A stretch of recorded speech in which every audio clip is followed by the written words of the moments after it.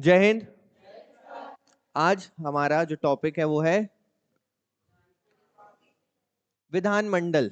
विधानमंडल जिससे बोला जाता है स्टेट लेजिस्लेचर। विधानमंडल में अब एक चीज नहीं, दो सदन आते हैं। ठीक है। विधानमंडल मतलब अब जिन राज्यों में एक सदन है तो विधानमंडल में केवल आपके आएंगे विधानसभा और राज्यपाल। यदि दो सदन है तो तीन लोग आएंगे, मतलब तीन सब्जेक्ट्स आएंगे उसमें। पहला विधानसभा, दूसरा विधान परिषद और तीसरा राज्यपाल। अब हम तो मध्य प्रदेश के वासी हैं, तो हमारे यहाँ पर विधानमंडल किस प्रकार का है? हमारे यहाँ पर एक सदन है या दो सदन? एक सदन है। एक सदन है कौन सा, विधान परिषद या विधानसभा? विधानसभा। स्टेट लेजिस्लेचर हमारे यहाँ पर कैसा है? विधानसभा एक सदनी है। और हमारे यहाँ पर एक है राज्यपाल। तो इसी पे आज चर्चा करना है कि इससे संबंधित आर्टिकल्स कौन कौन से हैं, इन्हें पावर्स कौन से आर्टिकल्स देते हैं, इनकी योग्यताएं, इनके कार्यावधि और कौन इनके सदस्य बन सकते हैं और इनके पास पावर्स आखिर क्या है और ये वर्क क्या करती हैं। तो वर्क ये जो भी करती हैं या जो भी इनके फंक्शंस हैं, इनकी पावर्स कहीं से तो आती है। हमारे सिस्टम में चाहे वो सेंट्रल हो चाहे वो स्टेट हो, हर एक चीज के पीछे किसी ना किसी पावर का सोर्स है और वो सोर्स है हमारा कॉन्स्टिट्यूशन। सोर्स क्या है हमारा? अगर कॉन्स्टिट्यूशन में नहीं लिखा तो वो पावर नहीं है। ठीक है। अच्छा, पावर तब मिलेगी जब संसद बना कर देगी, वरना कॉन्स्टिट्यूशन में अगर लिखा है आप एक कॉन्स्टिट्यूशनल बॉडी हो तो मतलब आप पावरफुल हो और आपकी सारी पावर्स की जो चर्चा है वो किसमें की गई है? कॉन्स्टिट्यूशन में की गई है। तो जो स्टेट लेजिस्लेचर है, तो आप ही बता दो ये संविधान के अंतर्गत है या नहीं है? अस्तित्व है संविधान के भीतर? पढ़ने मिल जाएगा आपको विधानमंडल, चीज पढ़ने मिलेगी संविधान की पुस्तक में? तो बिल्कुल पढ़ने मिलेगी हमें, है ना। इसके बारे में आज हमें डिटेल में पढ़ना है, तो स्टार्ट करते हैं। संविधान के भाग कौन सा? भाग 6 हमारा चल ही रहा है। भाग 6 का चैप्टर नंबर 3 राज्य विधानमंडल से संबंधित है।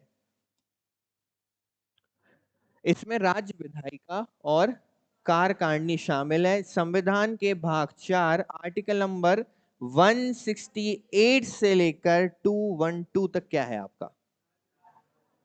राज्य विधानमंडल के संगठन, संरचना, अवधि, अधिकारियों, प्रक्रियाओं, विशेष अधिकारों, शक्तियों आदि से संबंधित है। तो विधानमंडल का जिक्र 168 से लेकर 212 तक आपको देखने मिलेगा संविधान के किस भाग में?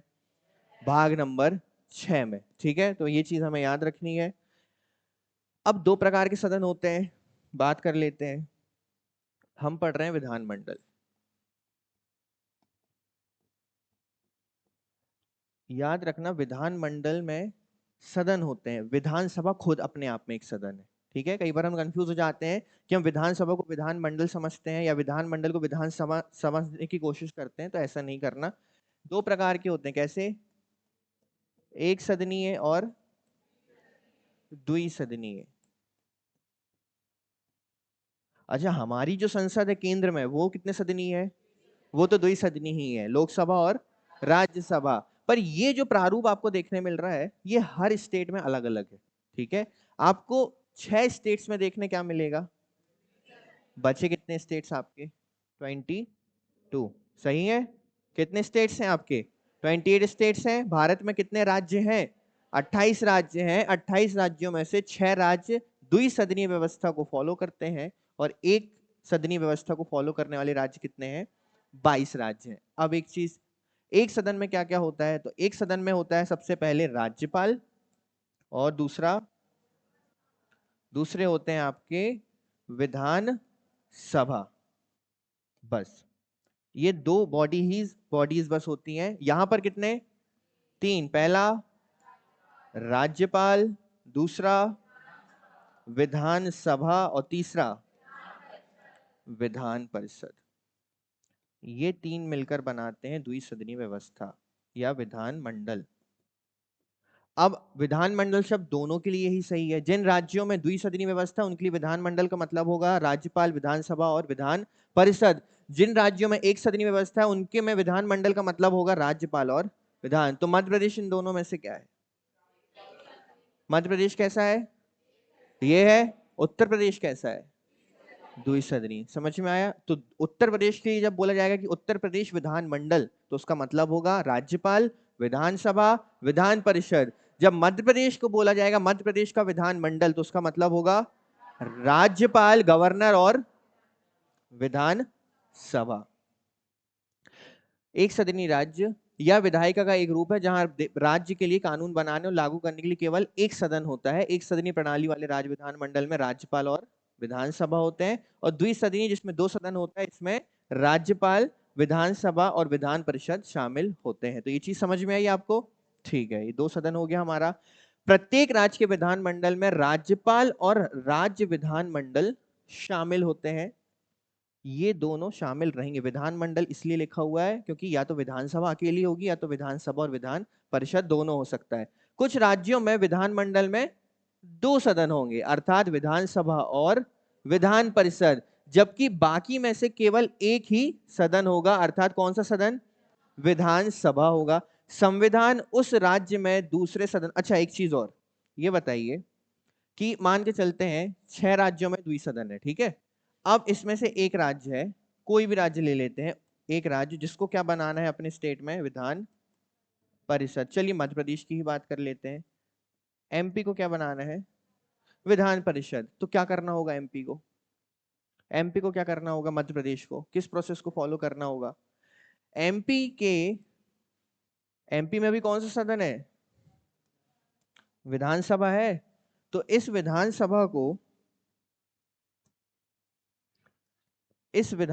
के जो सदस्य हैं, इनको 2/3 बहुमत, इसे क्या बोला जाता है? विशेष 2/3 बहुमत से इसकी स्वीकृति करवाकर इसे स्वीकृति लेने के लिए कहां भेजना पड़ेगा? संसद के पास। और संसद ने अगर इस पर अपनी स्वीकृति दे दी तो आप अपने राज्य में क्या बना सकते हैं? विधान परिषद बना सकते हैं, जिसे बोला जाता है काउंसिल, स्टेट काउंसिल। ठीक है, तो विधान परिषद बनाने का अधिकार संसद के पास है, परंतु उस राज्य के 2/3 बहुमत क्या चाहिए? कुल सदस्यों का 2/3 बहुमत अनिवार्य है। संविधान उस राज्य में दूसरे सदन को समाप्त करने का प्रावधान करता है जहां यह मौजूद है। साथ ही ऐसे राज्य में ऐसे सदन के निर्माण की भी प्रावधान करता है जहां ये मौजूद नहीं है। ये कह रहे हैं कि ऐसा राज्य जहां पर विधान परिषद नहीं है, संविधान ये प्रावधान करता है कि वहां पर विधान परिषद को बनाया जा सकता है। ऐसा राज्य जहां पर विधान परिषद पहले से है, तो संविधान ये प्रावधान भी कर सकता है कि वहां से विधान परिषद को समाप्त किया जा सकता है। अर्थात नए राज्यों में विधान परिषदें बन सकती हैं, और जिन राज्यों में पहले से विधान परिषद है वहां से उन्हें हटाया भी जा सकता है। ठीक है, यदि कोई राज्य विधानमंडल पूर्ण बहुमत से एक प्रस्ताव पारित करता है जिसमें वास्तव में उपस्थित सदस्यों में से कम कितना? 2/3 सदस्य दूसरे सदन के निर्माण के पक्ष में मतदान करते हैं, और संसद ऐसे प्रस्ताव पर सहमति देती है, तो संबंधित राज्य ऐसा कर सकता है, अर्थात दूसरा सदन वो बना सकता है। विधानमंडल में 2 सदन होते हैं, पहला विधानसभा और दूसरा विधान परिषद। उच्च सदनों को समाप्त करने की प्रक्रिया भी ऐसी ही है। कैसी है मतलब? 2/3 बहुमत से किसकी स्वीकृति के बाद? अर्थात विधान परिषद को बनाने की और खंडित करने की, दोनों की प्रक्रिया एकदम सिमिलर है। आपको 2/3 बहुमत चाहिए और संसद की स्वीकृति चाहिए। अब एग्जाम्पल के तौर पर पंजाब और पश्चिम बंगाल राज्य ने 1969 और 1970 में दूसरे सदन अर्थात विधान परिषद को समाप्त कर दिया। तमिलनाडु में विधान परिषद 1986 में समाप्त कर दी गई। तो हमने ये भी देखा कि इन्हें समाप्त भी किया जा सकता है 2/3 बहुमत के बाद। किसकी स्वीकृति के पश्चात? संसद की स्वीकृति के पश्चात। जिस राज्य विधायिका में केवल एक सदन होता है उसे विधानसभा अर्थात लेजिस्लेटिव असेंबली के रूप में जाना जाता है, और जिस राज्य में 2 सदन होते हैं उसे ऊपरी सदन अर्थात लेजिस्लेटिव काउंसिल के रूप में जाना जाता है। निचले सदन को विधानसभा और उच्च सदन को क्या बोला जाता है? विधान परिषद। सेम है सेंट्रल में निम्न सदन को क्या बोलते हैं? लोकसभा, और उच्च सदन को राज्यसभा। संविधान के उद्घाटन के बाद, उद्घाटन मतलब लागू होने के बाद, उद्घाटन कौन करेगा? संविधान के उद्घाटन के बाद आर्टिकल नंबर 169 में निर्धारित प्रक्रिया के अनुसार, अभी 169 हम पढ़ेंगे डिटेल में, 169 में निर्धारित प्रक्रिया के अनुसार अब तक केवल 6 राज्यों में आपके क्या है? वर्तमान में कितने राज्यों में है? 6। हम इनका ग्रुप बना लेते हैं। जैसे इन दोनों का ग्रुप बना लीजिए सबसे पहले, क्योंकि आंध्र प्रदेश से अलग होकर क्या बना है, तो ये दोनों भाइयों को रख लीजिए, आंध्र प्रदेश और तेलंगाना।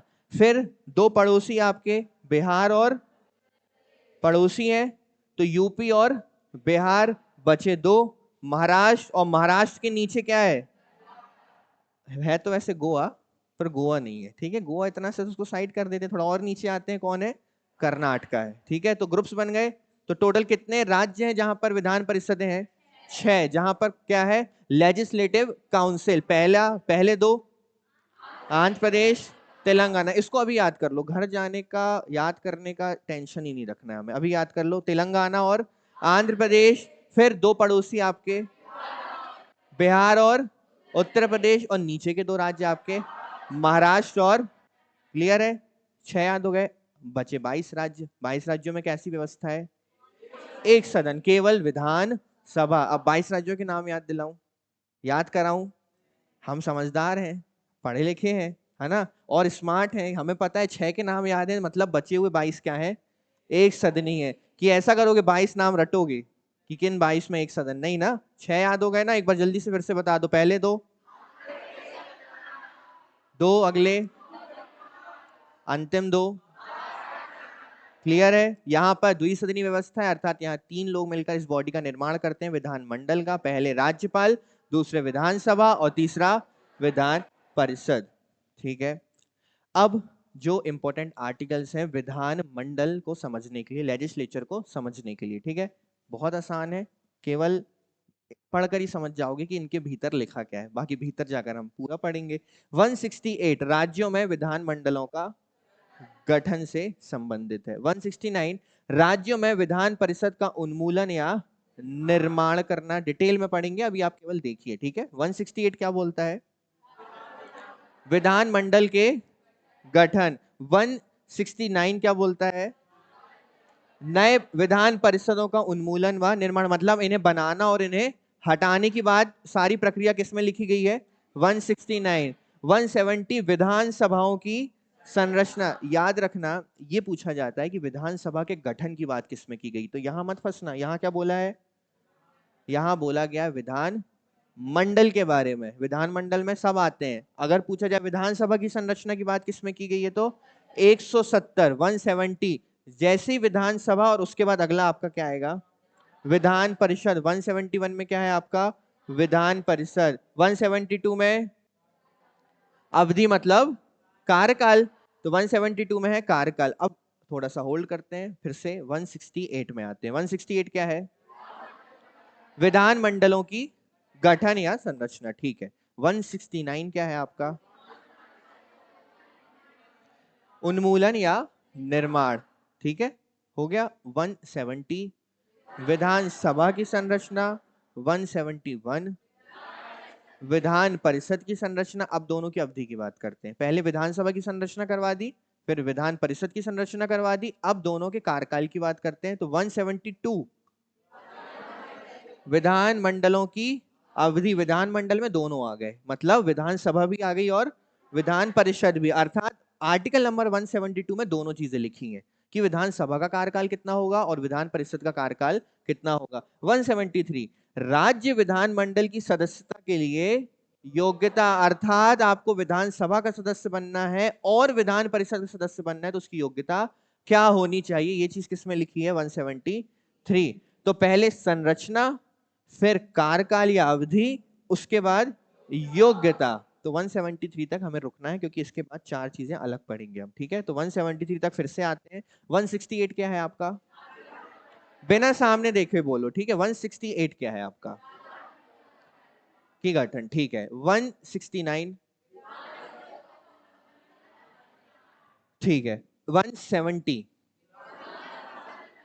विधान सभा की संरचना, 171 विधान परिषद की संरचना, 172 अवधि, 173 योग्यता, 174 नहीं पहुंचे, चलो 174 राज्य विधानमंडल का सत्र, सत्रावसान और विघटन। 175 सदन या सदनों को संबोधित करने और संदेश भेजने का राज्यपाल का विशेष अधिकार, सबसे पहले सत्र बुलाया जाएगा, उसके बाद बात करेंगे हम संबोधन करने की और संदेश भेजने की, और इसके बाद जब सत्र आ जाता है तो फिर होता है राज्यपाल का अभिभाषण। तो आर्टिकल नंबर 176। अच्छा, इसको तो आप ना सीरीज के अलावा अलग से भी याद रखना। 176 क्या है आपका? राज्यपाल का अभिभाषण। और 177 सदनों के संबंध में मंत्रियों और महाधिवक्ता के अधिकार। अगर आप लोगों को बहुत अच्छे से याद हो, अगर आप 74 से सीरीज में लाओगे, 74 मतलब आर्टिकल नंबर 74, तो 74, 75, 76, 77, 8, 9 जितनी भी चीजें लिखी गई हैं सेंट्रल के परिप्रेक्ष्य में या सेंट्रल गवर्नमेंट के संबंध में, एग्जैक्टली वही चीज सेम एस कॉपी की गई है स्टेट गवर्नमेंट के लिए, बस आर्टिकल्स के नंबर चेंज हो गए। वहां पर भी आखिरी आर्टिकल यही था, सदनों के संबंध में मंत्रियों और महाधिवक्ता, वहां लिखा था महान्यायवादी लिखा था, वहां पर भी लिखा गया था अभिभाषण से संबंधित। उस सीरीज को आपको याद रखना है, और इस सीरीज को बस आर्टिकल के नंबर्स चेंज हो जाएंगे, ठीक है? बीच में एक दो आर्टिकल्स चेंज हो सकते हैं, है ना? क्लियर है? तो यहां से फिर से देखते हैं हम। योग्यता हो गया, सत्रावसान, आखिरी के 4 आर्टिकल से बताएंगे। 174 क्या है आपका? सत्र, सत्रावसान और विघटन। सत्र, सत्रावसान और विघटन। 177 और संदेश भेजने का विशेष अधिकार। अब बचे दो एकदम आसान, अंतिम के दो। 176 बोलता है राज्यपाल का अभिभाषण, और 177 मंत्री और महाधिवक्ता के विशेष अधिकार। ठीक है, तो अब बताओगे आप लोग, लिखूं मैं? याद हो गया है? अब मैं भूल जाऊं? ठीक है, 168।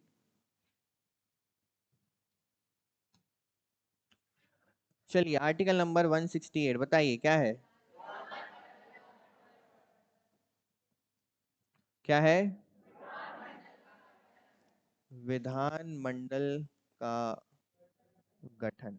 ठीक है, आर्टिकल नंबर 169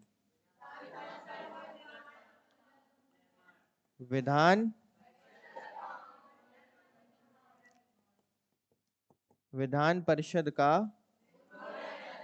निर्माण व उन्मूलन। ठीक है, आर्टिकल नंबर 170 विधान परिषद सभा, विधानसभा की संरचना। 171 विधान परिषद की संरचना।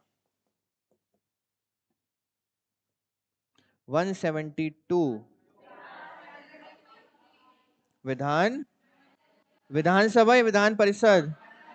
विधान मंडल की अवधि। 173 योग्यताएं। 174 सत्र, सत्रावसान और विघटन। 175 क्या करने का? संबोधन और संदेश भेजने का। किसका? राज्यपाल का विशेष अधिकार।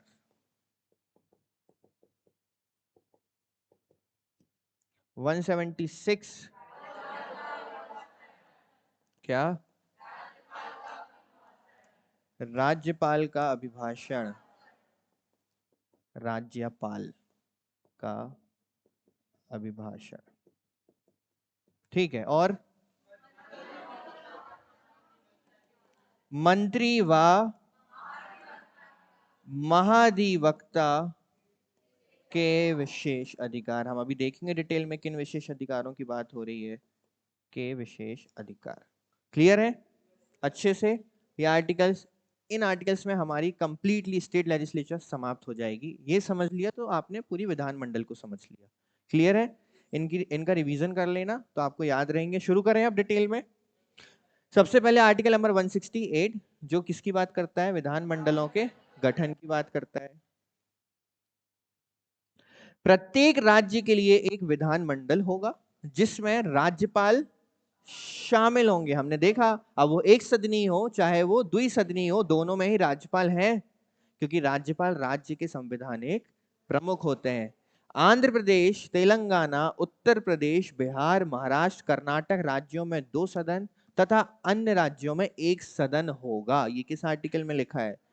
168।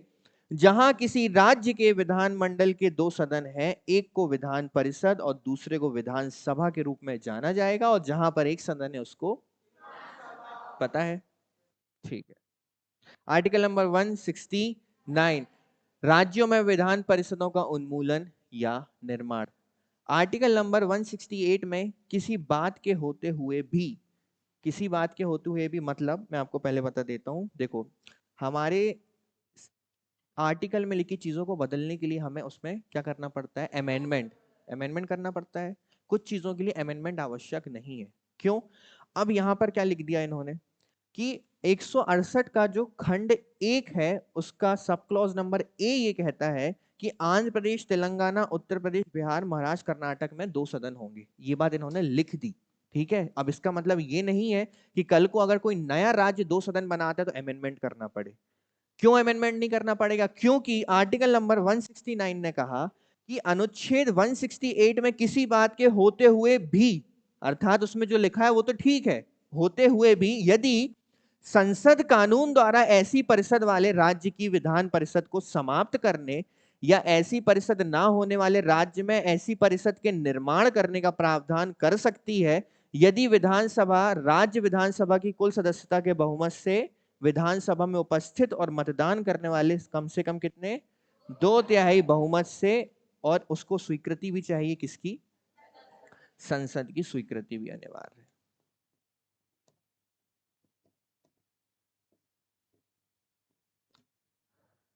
अर्थात आप एक काम कीजिए, आपको विधान परिषद हटानी है हटा दीजिए, आपको विधान परिषद ऐड करनी है ऐड कर दीजिए। आप जो भी चेंज करते जाएंगे वो चेंज किस में होते जाएंगे? 168 में। आपने बोला एमपी में बना देते हैं, तो ठीक है, चलो आप एक काम करो, कर्नाटक के बाजू में कॉमा लगा के एक और लिख दो। क्या इसी प्रकार से पंजाब और वेस्ट बंगाल भी तो लिखा होगा, तमिलनाडु भी लिखा होगा, पर वो नाम यहाँ आपको दिख रहे हैं क्या?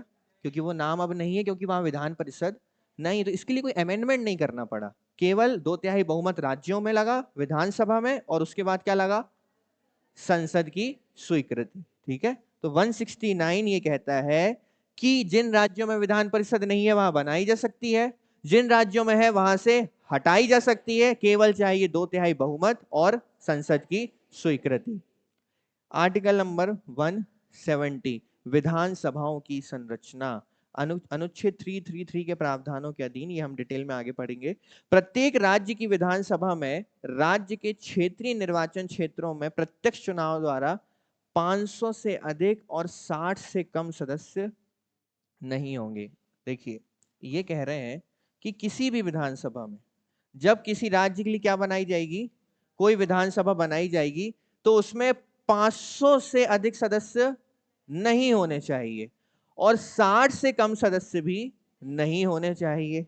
परंतु खंड 1 के प्रयोजनों के लिए प्रत्येक राज्य को प्रादेशिक निर्वाचन क्षेत्रों में इस प्रकार विभाजित किया जाएगा। अच्छा, यहां पर लिखा नहीं है शायद, मैं आपको ऐसे ही बता देता हूं। जो छोटे राज्य हैं, ठीक है, क्योंकि जनसंख्या के हिसाब से क्या डिसाइड किया जाता है कि कितनी सीट्स होंगी। ठीक है, जनसंख्या के आधार पर। अभी कौन सी जनसंख्या के आधार पर डिसाइड किया जा रहा है? कौन सी? 1971 के आधार पर किया जा रहा है। ठीक है। अब इसको 2026 में चेंज करे जाने की पूर्ण संभावना है और शायद किया भी जाएगा। तो कुछ राज्य ऐसे हैं जहां की जनसंख्या ही इतनी कम है कि वहां, अब आप खुद ये बताइए, गोवा का नाम सुना है क्या? गोवा में 60 सीटें हो सकती हैं। छोटा सा शायद 3 जिलों वाला वो स्टेट है। ठीक है। अब छोटे से स्टेट में 60 सीटें तो नहीं हो सकती, तो ऐसे में तो ये जो पॉइंट है खंडित हो जाएगा।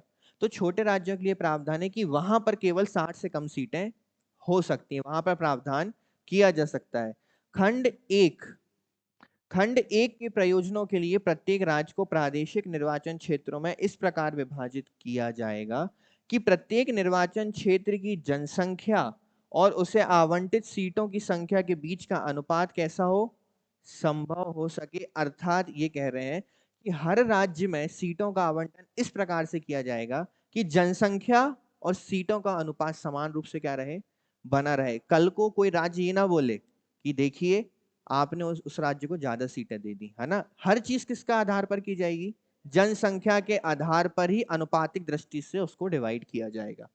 प्रत्येक जनगणना के पूरा होने पर प्रत्येक राज्य की विधानसभा में सीटों की कुल संख्या और प्रत्येक राज्य का क्षेत्रीय निर्वाचन क्षेत्रों में विभाजन ऐसे प्राधिकारी द्वारा किया जाएगा और ऐसे तरीके से पुनः समायोजित किया जाएगा जैसा कि संसद कानून द्वारा निर्धारित।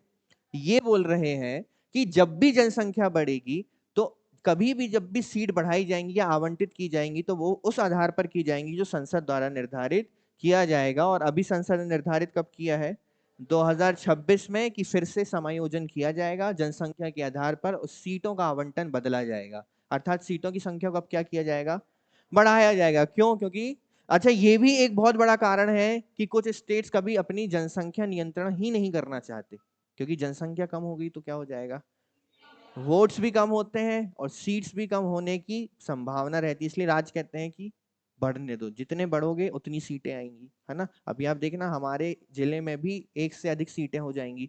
क्यों, क्योंकि एक नेतृत्वकर्ता हमारे लिए काफी नहीं है। हमारे लिए तो 5 भी काफी नहीं है, क्योंकि पांचों किसी काम के नहीं है। फिर भी जो है वो भी काफी नहीं है। काम काफी कौन होते हैं, आप खुद मुझे बता। हम बहुत बड़ी बातें नहीं करते, ठीक है, हम नहीं जाते विधानसभा में, वो तो बहुत बड़े लोग हो गए, विधायक हो गए, ठीक है। छोटे लोगों की बात करते हैं, मोहल्ले पड़ोस वाले पार्षदों का नाम सुना होगा, खूब आए होंगे पैर और चरण स्पर्श करने आपके। नगर पालिका के चुनाव के समय आए थे कि नालियों में फिर क्या बहेगा, अब ऐसा मत करो, ऐसा भी नहीं, है ना।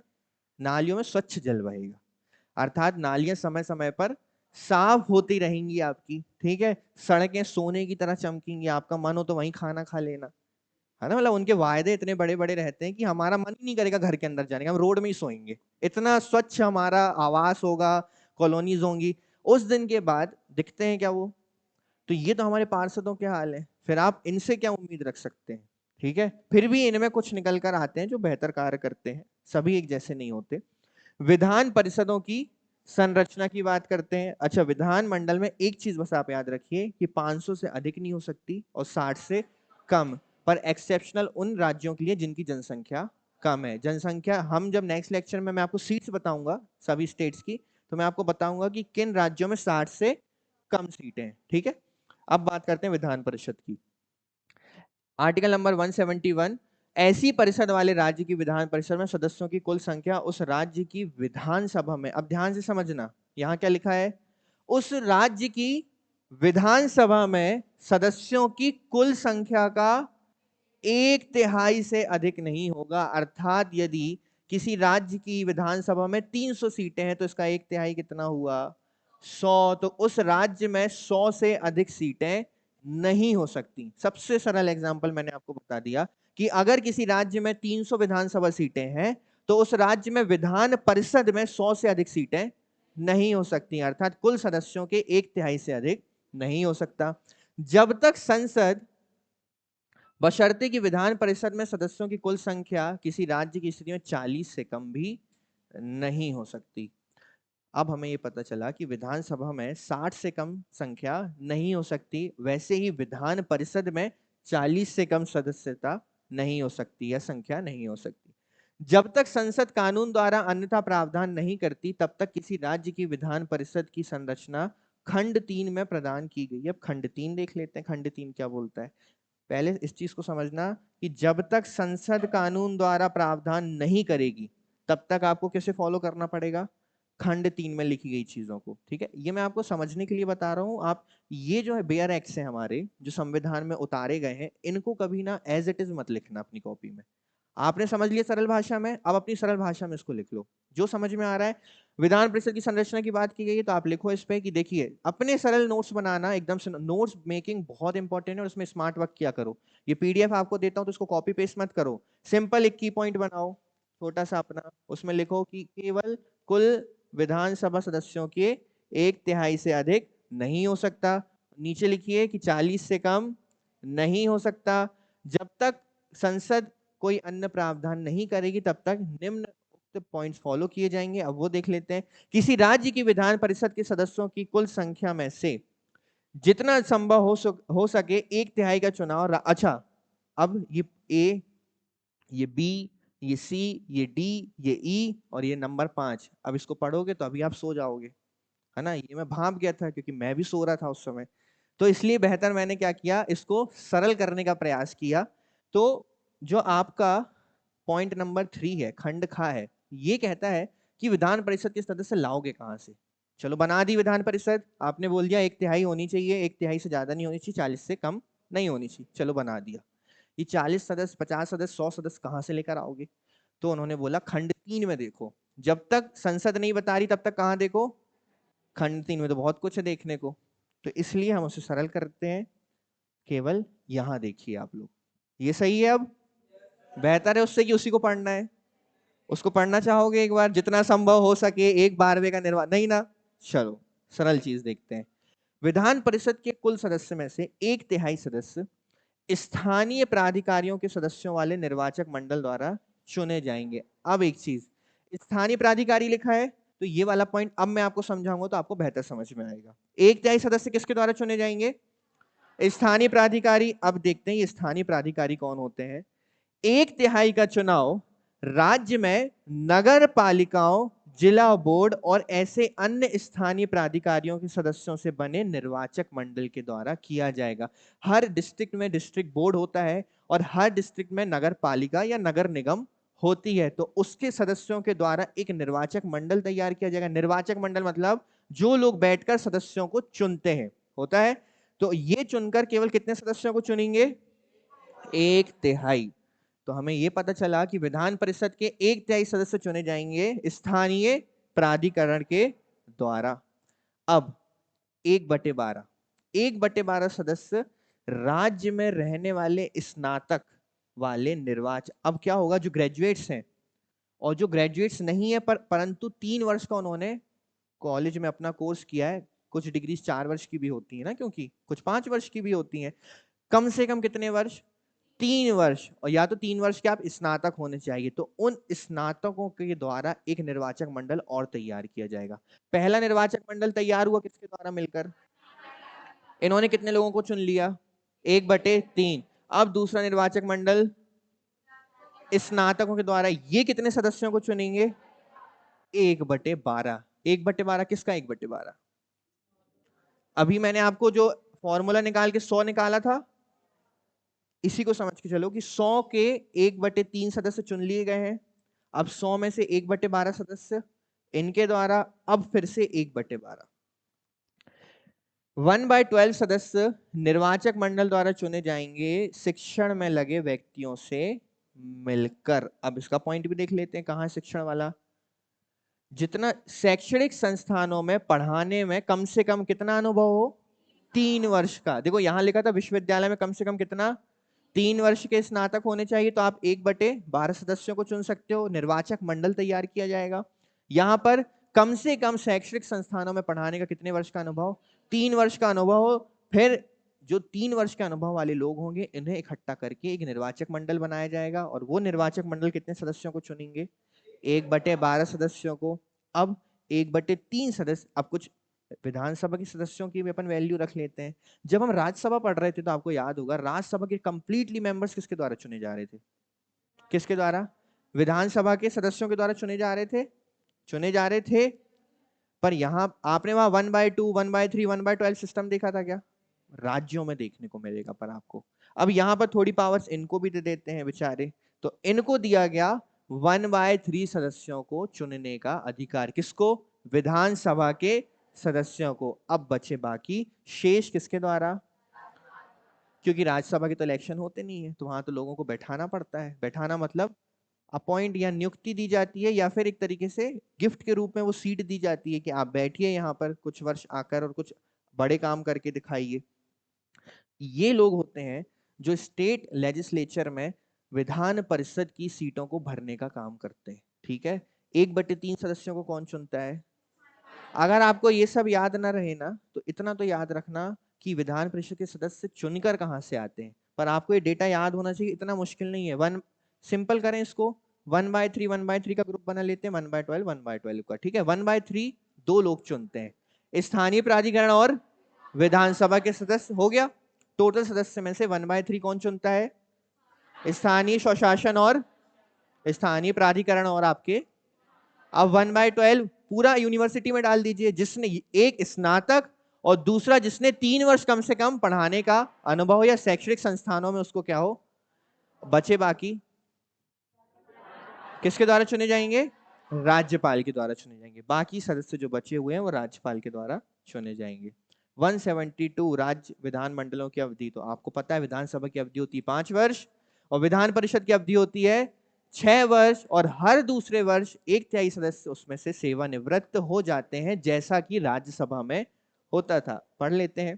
प्रत्येक राज्य की प्रत्येक विधानसभा जब तक कि वो भंग ना हो जाए अपनी पहली बैठक के लिए नियुक्ति तिथि से कितना 5 वर्ष तक जारी रहेगी, और इससे अधिक नहीं। 5 साल की उक्त अवधि की समाप्ति विधानसभा के विघटन के रूप में कार्य करेगी, बशर्ते जब आपातकाल ना हो, क्योंकि आपातकाल की स्थिति में कितना 1 वर्ष तक का कार्यकाल बढ़ाया जा सकता है। पता है, अब आपातकाल हमने पढ़ लिया, मैं वो चीज रिपीट नहीं करूंगा।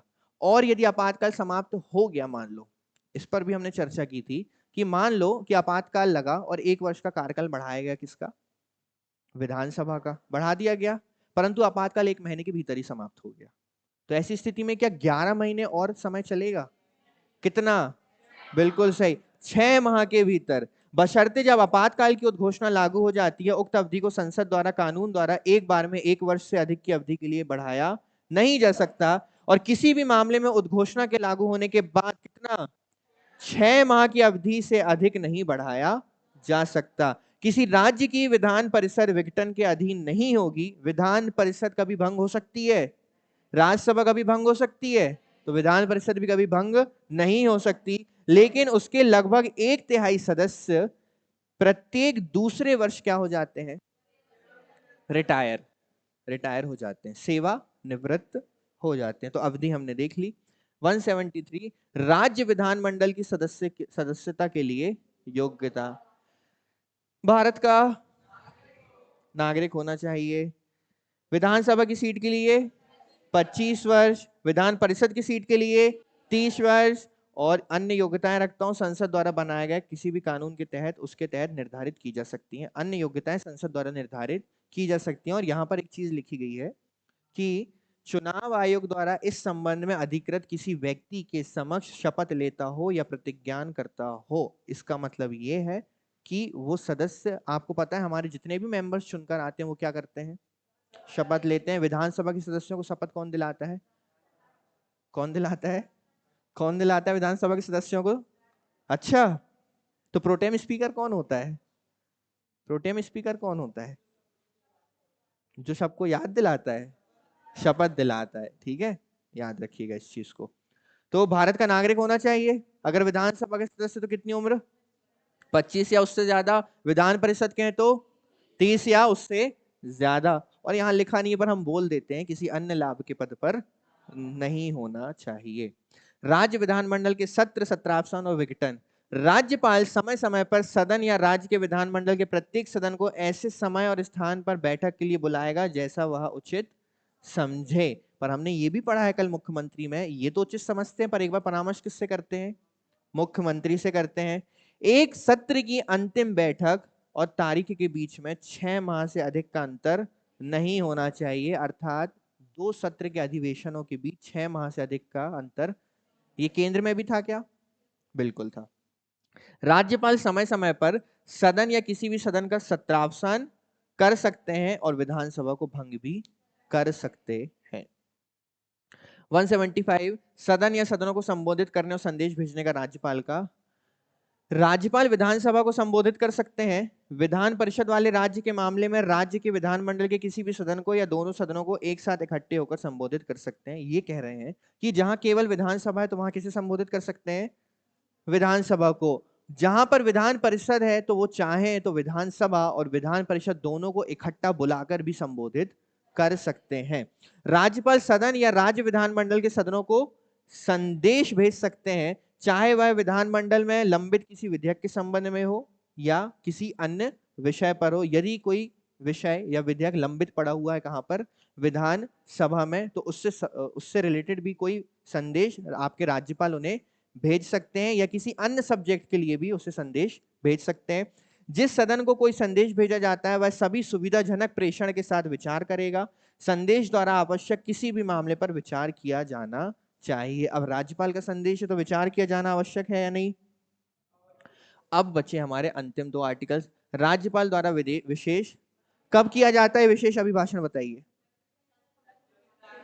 सत्र के प्रारंभ में पहला, हर वर्ष के पहले सत्र में, और जब चुनाव के बाद नई सरकार चुनकर आती है तो उसके पहले सत्र या पहले अधिवेशन में। विधानसभा के लिए प्रत्येक आम चुनाव के बाद पहले सत्र की शुरुआत पर और प्रत्येक वर्ष के पहले सत्र की शुरुआत पर, याद रखिएगा अगर कोई नई सरकार चुनकर आई है तो वो जब पहली बार सदन में आती है तो सबसे पहले स्पीच किसकी होगी यहाँ पर, राज्यपाल की। वैसे केंद्र में किसकी होती थी, राष्ट्रपति की। और हर साल जब भी पहला अधिवेशन बुलाया जाएगा या पहला सत्र बुलाया जाएगा तब भी किसकी स्पीच से स्टार्ट होगा, वो राज्यपाल की स्पीच से स्टार्ट होगा। बस यही बोला गया आर्टिकल नंबर 176 में।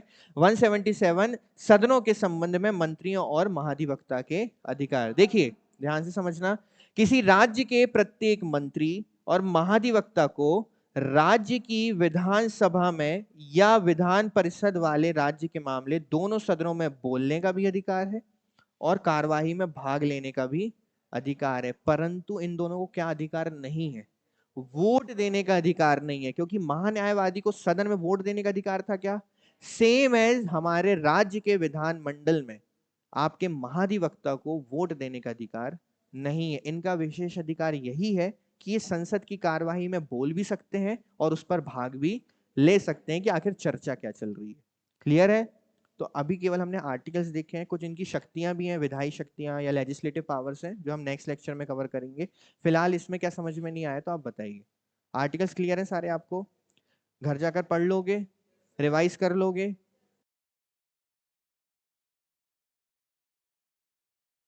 स्थायी सदन कौन सा है, विधानसभा या विधान परिषद, काउंसिल या आपका लेजिस्लेचर, लेजिस्लेटिव क्या है, काउंसिल है।